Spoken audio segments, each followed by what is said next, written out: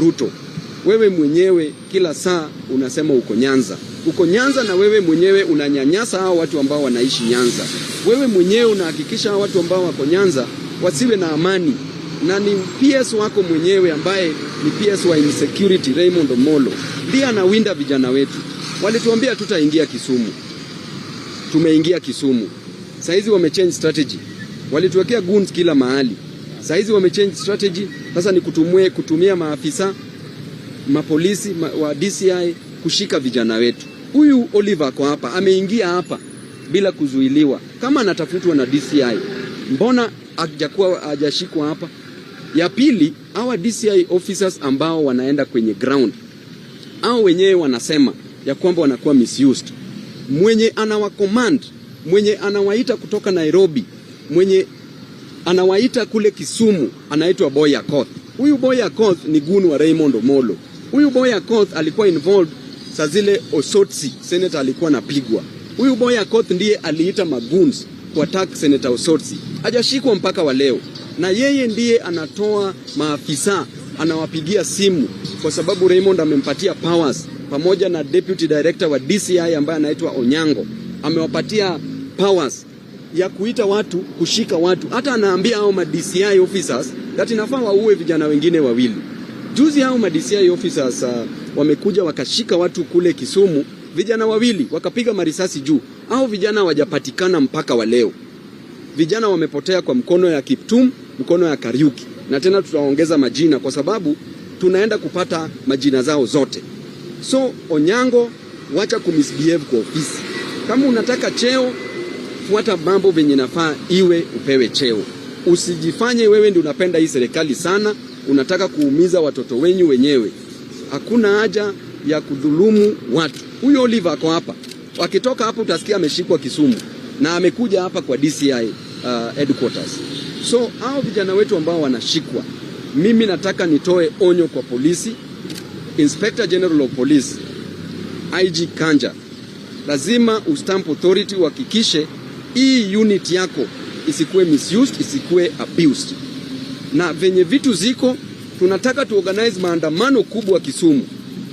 Kubwa sana, na naambia wananchi wa Kisumu, ukiona hawa DCI officers, mbona DCI officers wa Kisumu hawawashiki? Treat these people as criminals.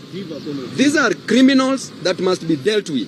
Hatuwezi sema ati maisha yetu ikatarini kila saa, mtu awekewe bunduki, mtu afanyiwe nini. These are criminals wenye wanatoka hapa illegally.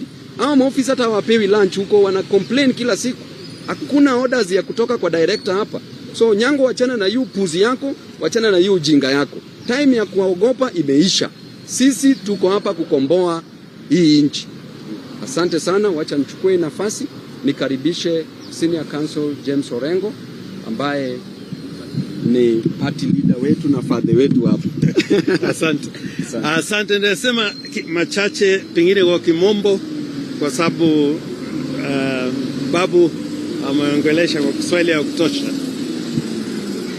First and foremost, under the Constitution of Kenya, the National Police Service is not supposed to be under the direction of any power or authority, and I repeat, on matters of its operation.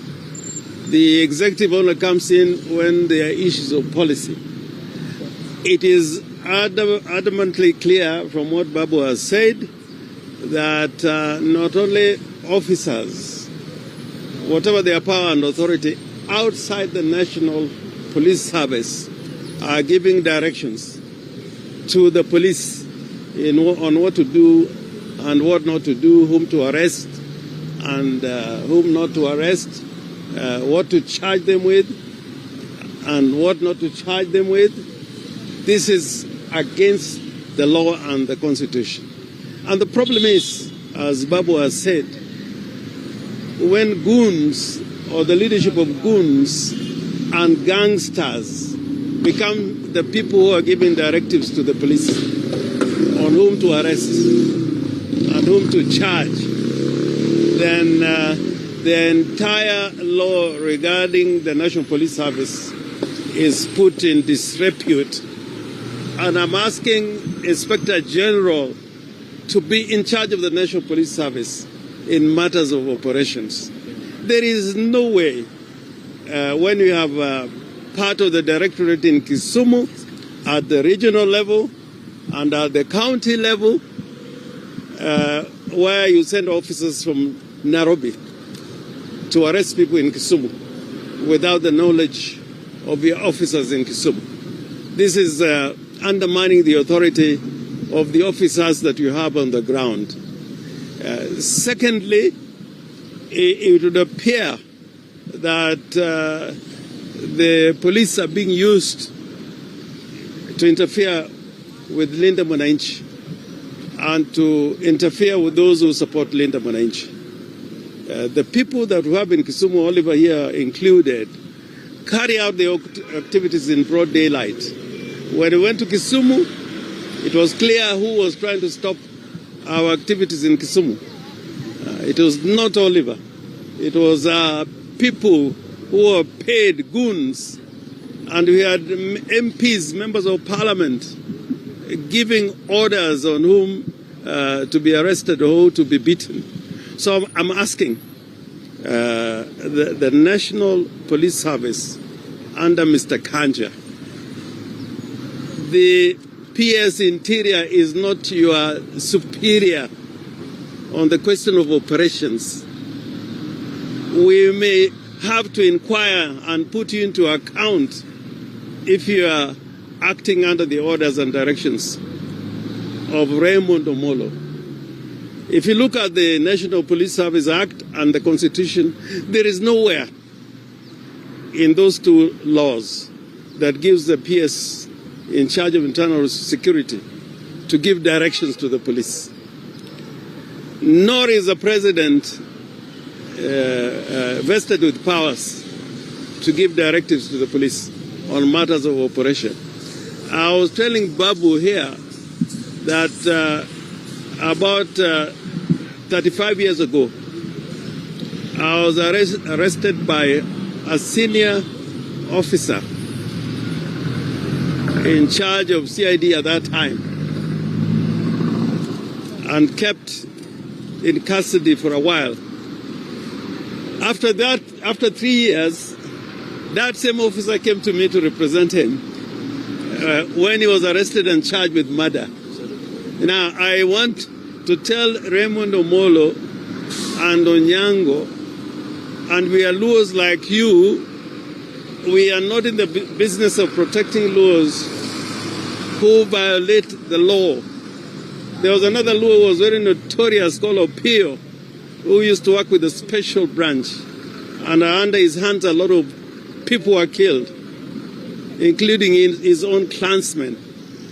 That man had to move from his village because nobody wanted him around. And of course we know the story of Oyugi, how powerful he was, but the day of reckoning when it came, he had to look for people to try and defend him. Oliver here walks in broad daylight. We meet him all the time. He's peace-loving. That's why we have come with him, knowing that there is no charges, scared to confront. And this is not the first time Babu is talking about him. So we are telling the police that, you are failing in your duties. And Onyango, please, when leaders like us come to see you, don't lock up yourself in the office. That is also a violation of Chapter 6 of the Constitution. And Kanja, please, you said you are going to finish goonism, the same goons who beat up Ososi. When I went to a funeral in Kisumu, Seme, last week, the same boys were there shouting at me. And you had alleged that some of these guys had gone to Uganda and other countries. So please, obey the law, implement the law, execute the law, but don't make innocent citizens suffer. And Onyango, Raymond Omolo, you are not above the law. Please as much as people are saying that, you know, we should not be going after people who come from our community, but why are you going after Oliver, who is from your community? Yes. Why are you going for him? You must explain to us why it is right for you to go after Oliver and you don't want us to go after you. This man called Boy Akoth, after that incident at the funeral in Seme, he sent a message to one of my officers saying that, you know, you see what we have done to him? This is not the last day. We'll continue doing the same. But we shall not take it lying down. Asanteni sana. Wacha tupatie Oliver because yeye ndiye anahandwa sana, alafu tujibu swali. Wacha ongee tu kidogo. Basi kwa majina